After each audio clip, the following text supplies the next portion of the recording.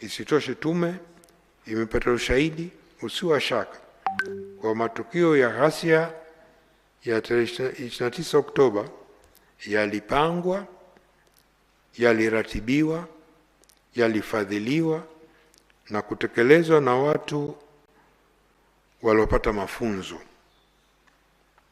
Waratibu walitumia mbinu mbalimbali ikiwemo kuwatumia watu wasio na ufahamu wa kina na vijana waliokata tamaa, huku wakihakikisha kwa vitendo vya ghasia vinafanyika kwa wakati mmoja kufika maeneo tofauti ili kuwachanganya na kutawanya jeshi la polisi. Mheshimiwa Rais, taarifa na ushahidi unathibitisha kuwa watu waliokuwa wakizunguka katika maeneo mbalimbali kama vile mitaani, vyuoni, kwenye masoko na stendi za mabasi wakishawishi na kuwaandikisha watu mbalimbali kushiriki katika ghasia za wakati na baada ya uchaguzi mkuu. Mfano, watoto wanaoishi katika mazingira magumu, waendesha pikipiki na wajasiriamali wadogo walieleza kuwa walipewa fedha kati ya shilingi 10,000 hadi shilingi 50,000. Ni waliahidiwa ajira na maisha bora.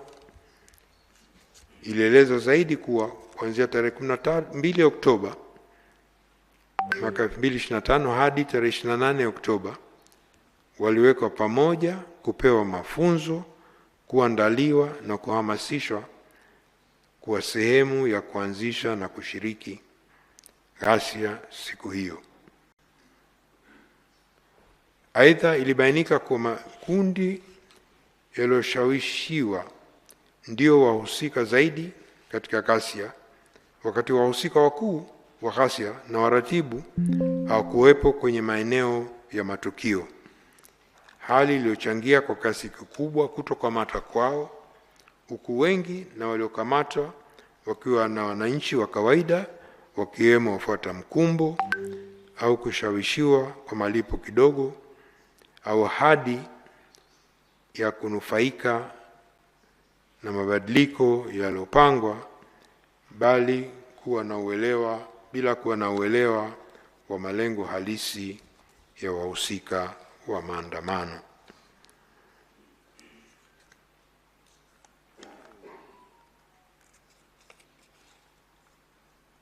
Kuna kijana mmoja Usariva, Arusha, kwa miaka 16, alishawishiwa, alipewa shilingi 50,000 ashiriki, na walimuahidi, na kwa maneno yake walimuahidi watampa shilingi 500,000 akishiriki, na kwa ushahidi wake anasema walinipa mchongo utakaonitoa kwenye umaskini. Huyo ni mmoja tu katika mashahidi ambao wamekuja mbele ya tume kuelezwa namna walivyorubuniwa ili kushiriki kwenye ghasia. Kutokana na ushahidi na taarifa na maoni yaliyopatikana, tume inabainisha na imeainisha kwenye ripoti yake Mheshimiwa Rais mbinu 16 zilizotumika na wahusika wakuu na waratibu kufanikisha ghasia za wakati na baada ya uchaguzi mkuu.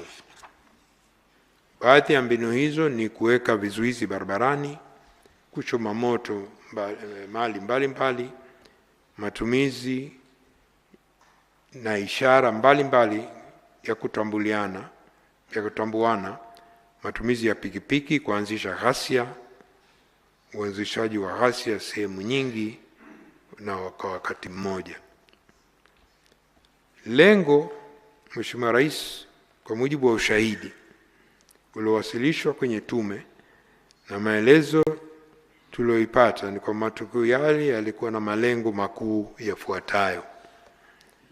La kwanza ni kuzuia na kuvuruga uchaguzi mkuu wa Oktoba 2025. Kutokana na ushahidi uliotolewa mbele ya tume, Lengo kuu la ghasia za Oktoba 25 lilikuwa kuzuia na kuvuruga uchaguzi mkuu wa tarehe 29 Oktoba. Lengo hili linadhihirisha kupitia vitendo mbalimbali wafanya ghasia, ikiwemo kuharibu vituo vya kupiga kura, kushambulia askari kwenye vituo, mawakala na wasimamizi wa uchaguzi, kuharibu mali za wasimamizi wa uchaguzi, vitishio, madhara na mashambulizi dhidi ya wananchi waliojitokeza kupiga kura, kupora mali za wasimamizi wa kupiga kura, na pia kuna ushahidi kwa wale wamepiga kura na bado walikuwa na vidole vyenye alama ya wino, kukatwa vidole vyao au kujaribiwa kukata vidole vyao, na wengi wao walipa fedha ili wajinusuru kufanywa hivyo. Pili ni kufikisha ujumbe kwa serikali.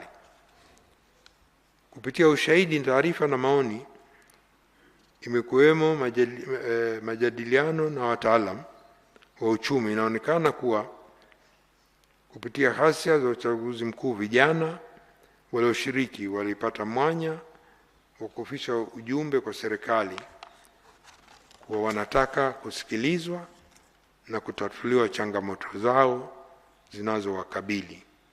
Ilibainika kuwa waratibu wa ghasia walitumia malalamiko ya wananchi dhidi ya serikali wakati wanawashawishi kushiriki kwenye ghasia. Lengo la tatu kwa walioshiriki ni wizi na uporaji. Kwa jibu wa ushahidi, taarifa na maoni, miongoni mwa wafanya ghasia yalitokeza makundi makubwa yalikuwa na lengo la kuiba na kupora mali. Ushahidi wa moja kwa moja wa waathirika waliopora mali zao au kuibiwa, pamoja na picha za kidijitali na za kupitia picha mnato na picha mjongeo, unaonyesha namna vitendo vya wizi na uporaji vilivyofanywa na makundi hayo. Kwa mfano, wizi na uporaji uliotokea katika maduka na maeneo mengine ya biashara kwenye mikoa iliyotembelewa na tume. Vitendo hivi vimethibitisha pia na baadhi ya wamiliki wa mali na biashara waliofika mbele ya tume kutoa ushahidi. Hadidu za rejea za pili Mheshimiwa Rais uliotuagiza ni kubaini madhara ya kibinadamu, kiuchumi, kijamii, kisaikolojia yaliyotokea.